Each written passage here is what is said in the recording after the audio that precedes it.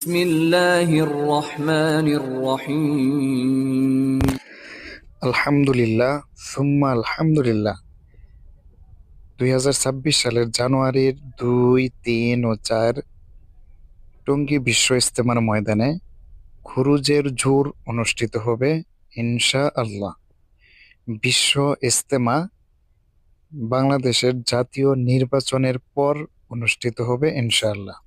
অনেক ভাই প্রশ্ন করেন যে খুরুজ মানে কি, খুরুজের জোর মানে কি?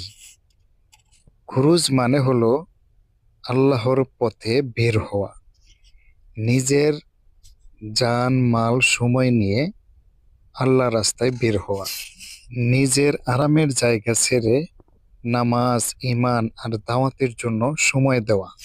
দাওয়াত ও তাবলীগের মুরব্বীগণ সবসময় দেশের আইন শৃঙ্খলা ও শান্তির বিষয়কে গুরুত্ব দিয়ে থাকেন।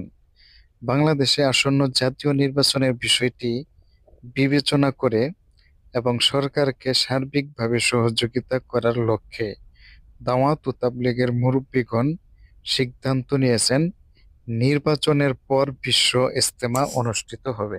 এই কারণে 2026 সালের জানুয়ারি মাসে বিশ্ব ইজতেমা অনুষ্ঠিত হচ্ছে না। তবে আলহামদুলিল্লাহ, দাওয়াত ও তাবলীগের মেহনত বন্ধ নেই। ইনশাআল্লাহ 2, 3 ও 4 জানুয়ারি 2026 টঙ্গী বিশ্ব ইজতেমার ময়দানে খুরুজের জোর অনুষ্ঠিত হবে সীমিত পরিসরে।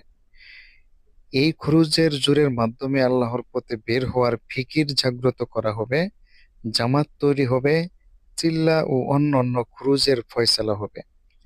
এটি কোনো বিশ্ব ইজতেমা নয়, বরং ইজতেমার আগের প্রস্তুতি হিসেবে খুরুজের আমলকে জোরদার করার একটি ব্যবস্থা। দাওয়াত ও তাবলীগের মেহনত আজিমুশ শান এক মেহনত। এই দাওয়াত ও তাবলীগ মোহাম্মদ লোকমানের জন্য যতদিন দোয়া করবেন থাকবে সবাই। ততদিন